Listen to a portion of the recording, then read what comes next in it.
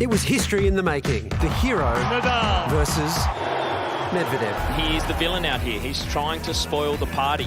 Safe to say the Russian showed up to the party in a big way, coming in hot to take the first two sets. And that's not the only thing that was hot. Look at Rafa. He is absolutely sweating up a storm, saturated already. The Spaniard requesting sawdust to soak up his sweat. I've never seen him do it. He even needed a mid-match outfit change. When the shorts are wet, that's no good for the balls. So Those balls lively. Nadal wasn't the only one with ball problems. Are they not allowed to pass the ball from one another? They don't have to do the circle around the court. They can just pass one ball to another. Look, Medvedev was never the crowd fave. And he didn't care much for them either. Can you announce that whoever shouts before first and second serve is an idiot? They're not going to say it. They're not going to do it anymore. Idiots aside, it was one hell of a match. Boy, did things get physical.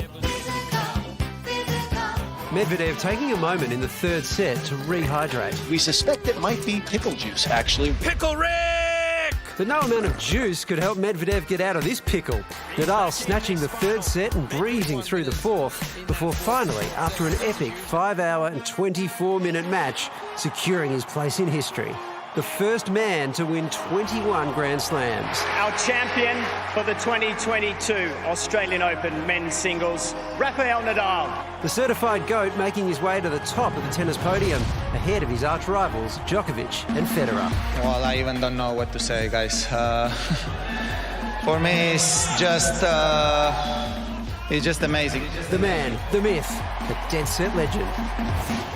Well, Roger Rasheed knows his way around a tennis court and he joins us now. Roger, what a performance. I mean, Rafa's 35, he's 2 sets down. I mean, is this his best performance ever? Look, I don't want to get around the tennis court with Rafa's on there, or Medvedev, mind you. So it was a phenomenal performance. I think it's the best, his greatest Grand Slam win ever by a long shot for a whole host of reasons. His preparation wasn't there. He came down and what he gave us was something special. It's been really Rafa's DNA. He wakes up in the morning, he attacks what's in front of him. He doesn't actually know anything else except full speed and just go after it. And whatever happens, I go after the next moment. So it's a great mentality. One of the special people in performance, I think. And that was remarkable what he did last night. And all credit to both players, really. Roger, we're going to debate for the rest of our lives who's the greatest, whether it's Rafa or Novak or Roger. But the fact is, Rafa's on 21 now. Does that make him the GOAT for now? Who are you going with, Pete? Oh, I'm a Roger man myself. I love Rafa, and I love that he won last night. Roger Rasheed man?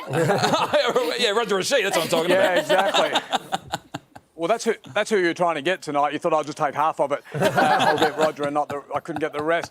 The argument will continue. I don't really think we should have the argument because what it should be is wow. Imagine having 3 people that have claimed 61 majors. I just think they bring something so unique. And so a lot of people have said, if Novak was here, would he have won? Well, yeah, he would have won because who he played up the other end was a Novak clone with a bigger serve. Medvedev had beaten Novak at his own game now. And so that's who was playing up the other end. And regardless of Novak missing out and also Roger not being here, what Rafa did, it just showed he was going to be extremely hard to take out. Roger, let's talk about crowd behaviour. I mean, Medvedev came across, I reckon, as a bit of a whinger, to be frank. But did some of the people in the crowd take it too far?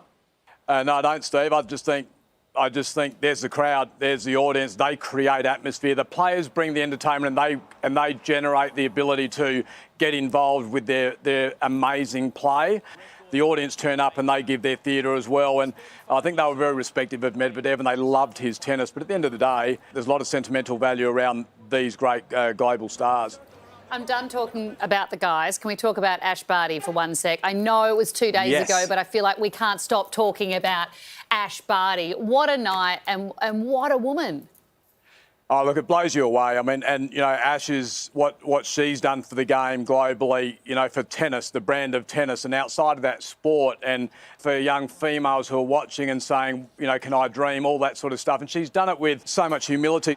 It was interesting to note that Ash, she's got the same team from the start. Now, Rafa has never moved anyone on from his team. It's the same team as well. So there's all this trust around it and really sort of buy-in. And she didn't need the third set. She won it in straight. And that was an amazing moment for sport in our country. It wasn't about tennis. It was just sport. Look, it was one of those moments. You just sat there with a big smile on your face and thought, wow, that's a pretty proud moment.